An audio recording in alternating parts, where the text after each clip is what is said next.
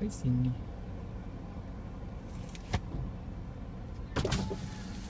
Hi.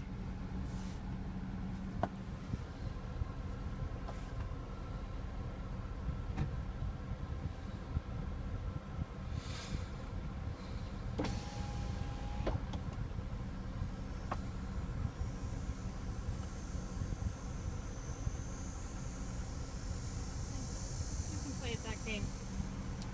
Okay, so we're both recording this conversation because you're just ridiculous. I'm not driving them. I'm not going out to Excelsior Springs. I didn't move out there. I didn't get a letter. I didn't accept that. I'm not going out to Excelsior Springs. So they have school in the morning. Sam has to be at school at 6 o'clock. Abby has to be at school at 7:15. If you don't bring them back here at 8 o'clock, then you're going to have to bring them back here at 6 o'clock because I'm not doing it. I'm not going out to Excelsior Springs.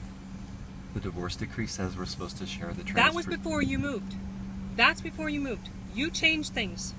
You changed things, and I'm not going out to Excelsior Springs. Let me know when you want to hear my side. Your side. Your side is always twisted, Joel. Your side is always one-sided, and it doesn't have the kids' best interest at heart.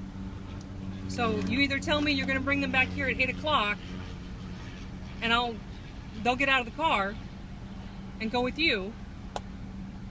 Let me know when you want me to respond. Fine, respond. Okay. The divorce decree says we're supposed to share the transportation.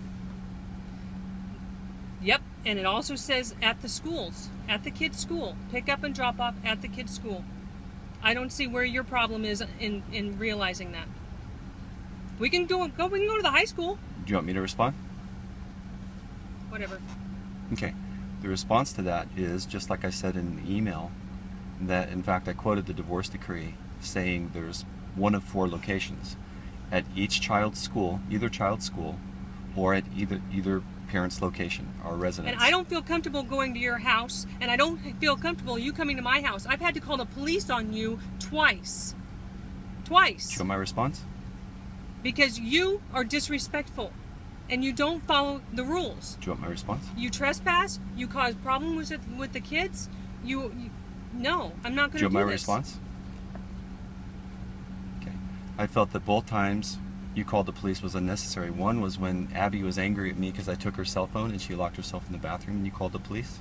I called the police because Sam was busting the door in. Do you want to see my bathroom door? It's completely busted in. He was doing that because you told him to go in there and take her out of the bathroom, to get her out of the house. So he came in and busted into the door, trying to drag a 12-year-old daughter, my 12-year-old daughter, out of the house to go with you. Now, what kind of parent does that to a kid? Do you want me to respond? No, I don't. I don't. I'm done. If you cannot agree to bring them back here at 8 o'clock at the school, like the divorce decree says, then they're going home with me.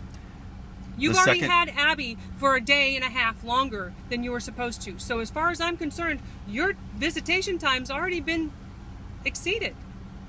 The second time the police was called was when Clay was yelling at me from the living room.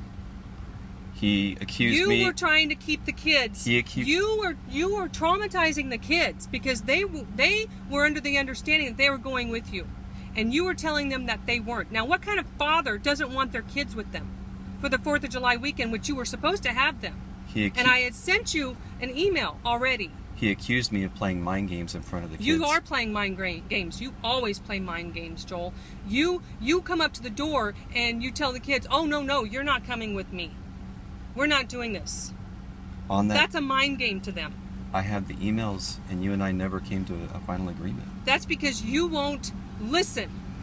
You're always trying to do the right fight. You're always trying to be right in everything you say. You don't listen to what anybody else says because you've already got it made up in your head what you want and what you're going to respond with. I'm done. If you can't, so you're not agreeing to bring them back here at 8 o'clock.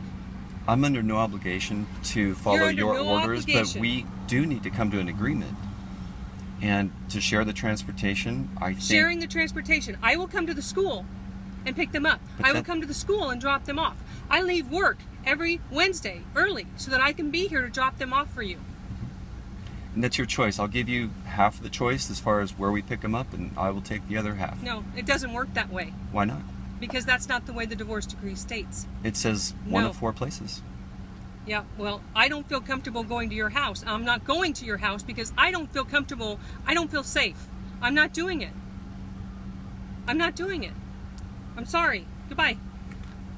Let me have the kids, Cindy.